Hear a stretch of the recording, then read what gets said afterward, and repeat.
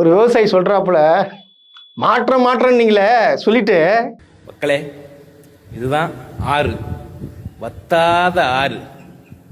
So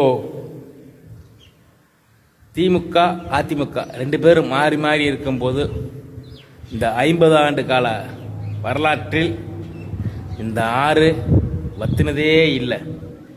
ஆனால் இப்போ பார்த்தோம்னா கண்ணுக்கு எட்டின தூரம் பாருங்க, காஞ்சி கருவாடை மீன் எல்லாம் செத்து போய் கிடக்கு. இதுதான் மாற்றம். டெல்டா விவசாயிகளுக்கு ஏமாற்றம். இது பாத்தீங்களா, இதுதான் ஆறு, வற்றாத ஆறு. அதிமுகவும் திமுகவும் மாத்தி மாத்தி பார்த்தீங்கன்னா 50 வருஷமா ஆட்சி ஆண்டுதாங்க. ஆனா எந்த ஆட்சியிலையும் பார்த்தோன்னா இந்த மாதிரி என்னது தண்ணி வராம கிடையாது. ஆனா இப்ப பாருங்க, வற்றி போய் வற்றாத ஆறு வற்றி போயிருக்கு அப்படின்னு சொல்லிட்டு இந்த விவசாயி காட்டுறாப்புல. இது காரணம் யாரு? காவேரியில தண்ணி விடல. அப்ப என்ன பண்ணும்? அதுக்கு என்ன நடவடிக்கையும் எடுக்கணும். அதுக்கு எல்லா கட்சியும் சேர்த்து ஒரு போராட்டத்தை ரெடி பண்ணினா அனைத்து கட்சி போராட்டம் பண்றது ரெடியா தான் இருக்கிறோம். ஆனா அதுக்கான எதுவுமே பண்ண மாட்டீங்களே, அது ஏன்னு சொல்லிட்டு தெரியல. ஆனா இன்னமும் சில அதிமேதாவிகள், தாவேக்காவை சேர்ந்த அதிமேதாவிகள் என்ன சொல்றாங்கன்னா, ஏன் மற்ற ஆட்சியில தண்ணி வந்துச்சா இங்க இப்ப இவரு தான் நடவடிக்கை எடுத்துட்டு இருக்காரு. வாய் கூசாம பொய். இதுங்கெல்லாம் படிச்சிங்களா இல்ல பேசிக்? அதாவது இப்பதான் மே 4ஆம் தேதிக்கு அப்புறம் தான் அரசியல்னா என்னன்னு சொல்லிட்டு கத்துக்கிச்சா இல்ல விஜய் அரசியல் பிறகு தான் கத்துனாங்களான்னு சொல்லிட்டு தெரியல. பொய். இது பார்த்து பச்சை மாதிரி இருக்குது.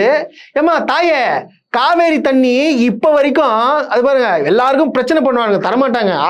அது எப்படி வாங்கணுமோ அப்படி வாங்கியிருக்கிறாங்க கடந்த கால ஆட்சி செய்தவர்கள். சிறப்பா இருந்துச்சு, தண்ணி அங்க கரெக்டா அந்த டைம்ல வந்துடும். ஆனா இப்போ வரல. கேட்டா எல்லாரும் கேட்டா தண்ணி எல்லாம் வந்துச்சு காட்டா ஏன் அது அப்போ வச்சது ஏன் புரிதுங்களா உங்களுக்கு? இப்ப அதிமுக ஆண்டுல அதிமுக அப்புறம் திமுக எல்லாம் ஆண்டுச்சுல, அப்ப தண்ணி எல்லாம் வந்துச்சு, அது ஏஐ டெக்னாலஜி எல்லாம் அப்போத்துல இருந்து இருக்கா? என்ன அறிவு ஜீவிங்கப்பா. ஆனா டிவிக்கல உங்களெல்லாம் கூட்டின்னு போயிட்டு ஐநா சபையில விட்டுருணும். சூப்பரா பேசுங்க. நீங்க பேசுறத கேட்டு உலக நாடுகளே அதிரும். சத்தியமா சொல்றேன். டிவிகே நிர்வாகிகள் இந்த மாதிரி ஒரு 10 பேர் இருக்காங்க பாருங்களா, இந்த 10 பேரை நீங்க கூட்டின்னு போயிட்டு ஐநா சபையில உட்காந்து பேச வச்சுன்னு வச்சுக்கலாம், சுத்தமா அதாவது பார்த்தீங்கன்னா உலக நாடுகள் அதிர்ந்து போயிட்டு இவங்களை ஆளுக்கு ஒரு வருஷம் பிரதமர் ஆக்கி விட்டுருவாங்க. ஆமா, ஜார்ஜ் புஷ், ட்ரம்ப் எல்லாம் ஓரம் போயிடுவாங்க. உண்மை நீங்க தான் ஐநா சபையில உட்காந்து எல்லாம் பேசுனீங்கன்னா சிறப்பா இருக்கும். இல்ல ஒண்ணு பண்ணுங்க, நம்ம முதலமைச்சரை கூட்டு போய் ஐநா சபையில போய் தலைவர் ஆக்கி விட்டுருங்க.